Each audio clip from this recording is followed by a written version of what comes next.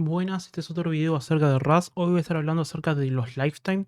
Ya hemos nombrado que son otros videos acerca de los lifetime.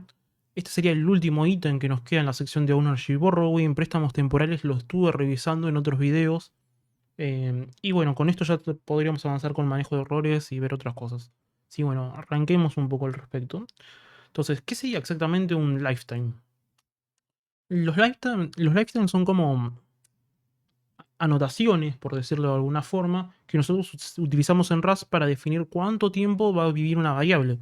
Cuando nosotros usamos, por ejemplo, una variable, no sé, mi string, ¿no? Y ponemos acá un texto, punto to string. Entonces, lo que vamos a decir es de que este string tiene un lifetime de la función main, ¿sí? Vive durante lo que viva la función main. Cuando termine la función main se va a liberar automáticamente. Entonces mi string ya no va a poder ser accesible. Ese sería el lifetime, es el ámbito de donde vive la variable, el scope donde vive la variable. Entonces, sí, se fijan, nosotros simplemente estamos declarando una variable y ya. Y funciona.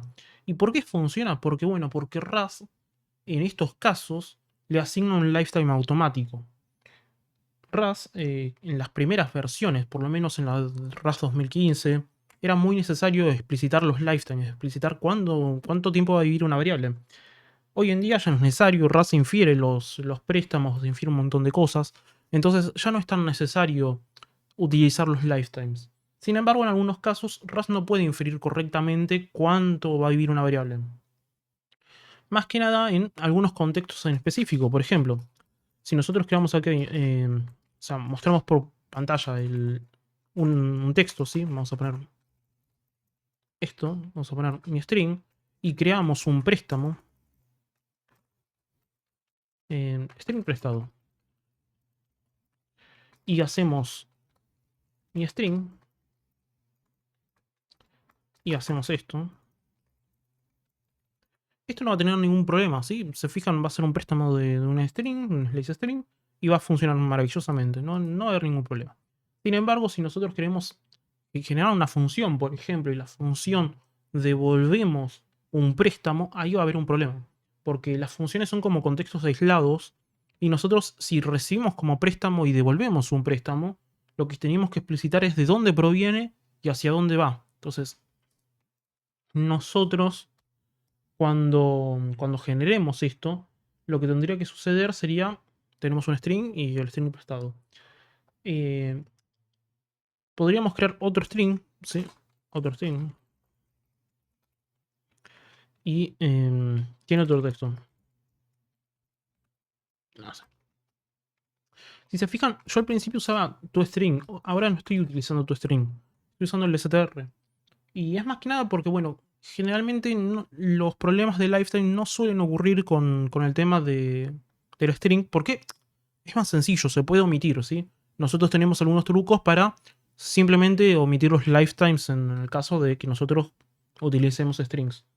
En el caso de un slice string o un str,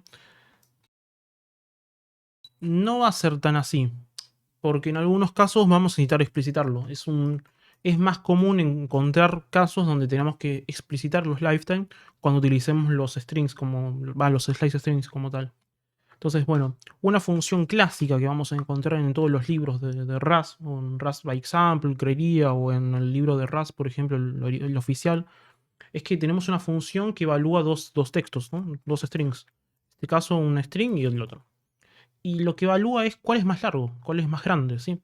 Nosotros vamos a evaluar cuánta cantidad de caracteres tiene. ¿Cómo hacemos eso? Bueno, función, el más largo. Vamos a ponerle acento incluso para que resulte extraño, por lo menos. Y tenemos dos strings. Entonces, tenemos dos strings, tenemos un A y B. Creo que lo pone así, en realidad, el libro. Y definimos el tipo, ¿sí? En este caso, bueno, van a ser de tipo str. Y dentro lo que vamos a poner va a ser un if, diciendo si a.len, len es para una función, un método para poder obtener la longitud de caracteres en el string, ¿sí? Entonces decimos, si a es mayor a b, entonces b.len, entonces devolvemos a, porque es el más largo. Devolvemos un préstamo de a. Y si no, devolvemos un préstamo de b. No es necesario en realidad ponerle préstamo de préstamo porque estamos usando un license string, pero yo lo quiero explicitar para que vean que si fuese otro valor, si fuese un string convencional, no habría problema, sería el mismo problema, ¿sí? Sería el mismo caso. Em, y claro, lo que devuelve esta función es otro slash string, ¿no? Y uno pensaría que esto funciona a la primera, diría, no, esto va a funcionar a la primera. Sin embargo, RAS no puede evaluar los préstamos de préstamos, no lo logra procesar del todo bien. Se fijan, lo guardamos y nos dice que nos falta aclarar el lifetime. Nos dice, hay que especificar el lifetime. ¿Y a qué se refiere con esto? Bueno, nosotros, como dije, es una etiqueta, ¿sí? Nosotros con RAS podemos definir cuánto tiempo va a vivir una variable, cuánto tiempo va a durar un préstamo, utilizando una etiqueta. Las etiquetas se ponen así, ¿sí? Ponemos como si fuese un genérico adelante, donde nosotros ponemos el tiempo de vida que va a vivir una variable. En este caso vamos a poner que esto puede ser una letra, pues generalmente es una letra, A, B, C, no sé, un montón de letras. O puede ser una palabra también, no hay ningún problema. Yo en este caso voy a poner main para que quede bien explícito de lo que está pasando, ¿no? En este caso, como ambas referencias, ambos préstamos viven en el scope de main, yo voy a aclarar de que el str viene del scope de main. Se fijan, nosotros ponemos aquí este último. Con esto ya funcionaría la primera, porque estamos diciendo de que todos vienen del mismo lifetime. Se fijan, acá voy a ejecutar, no sé, let el valor más grande. Vamos a poner. Así con acento y todo, no pasa nada. Pésimo. Generalmente no se recomienda poner. Solamente lo voy a aclarar por eso, pero no sé, no se recomienda poner acentos. Bueno, prendo el n y mostramos acá que el más largo es. Bueno, el más grande es esta cosa, ¿no? Lo mismo. Entonces, nos va a decir de que el más grande tiene otro texto.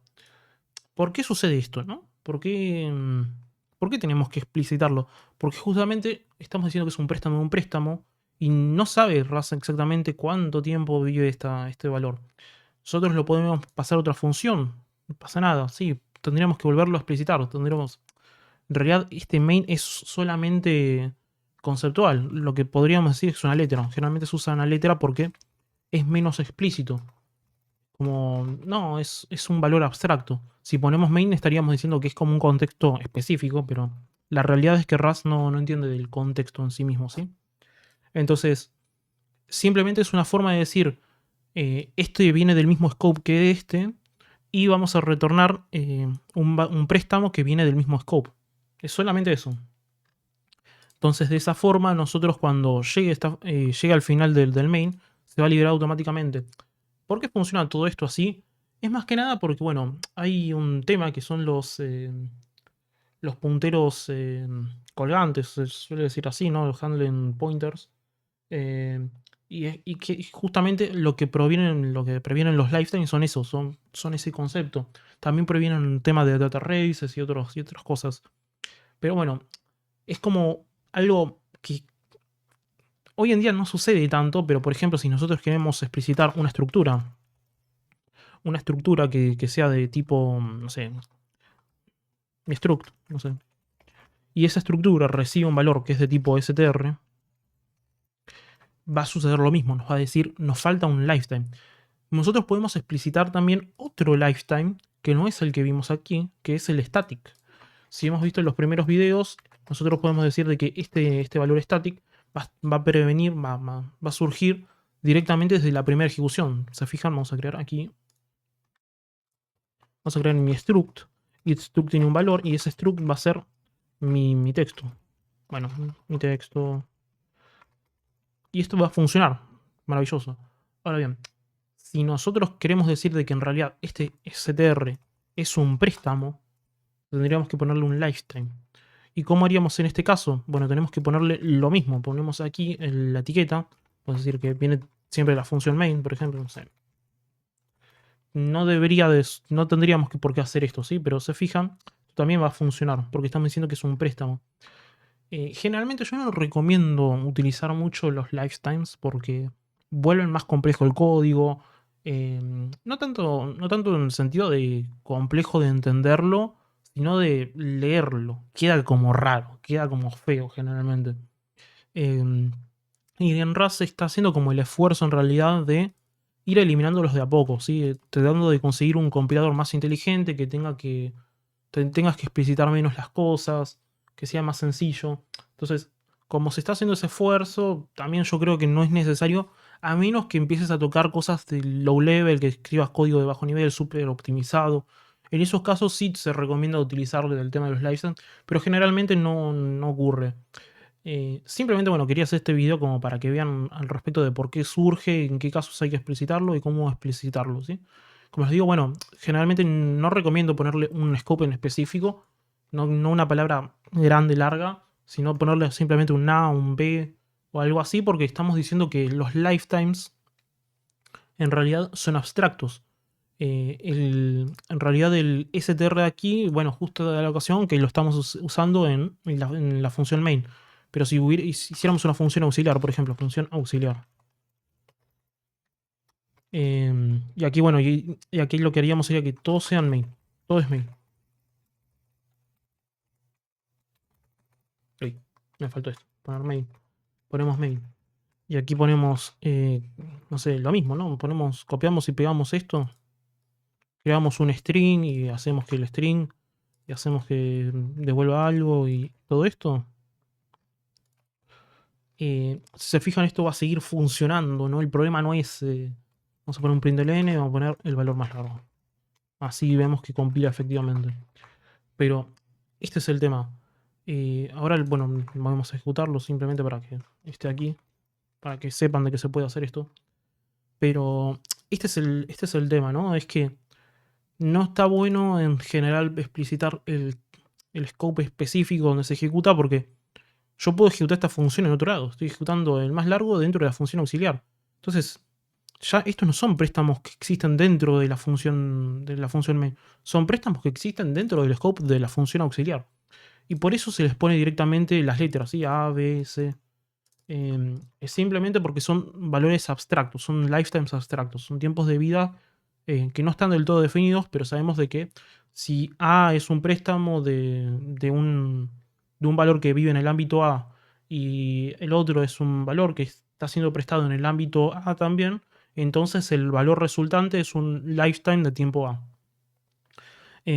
Nada, quería hacer este video para ir aclarando el tema y ya con esto creería que ya está. No creo que debería profundizar tanto más. Sí, bueno, lo dejo acá y hasta el próximo video ya arrancamos con tema de manejo de roles.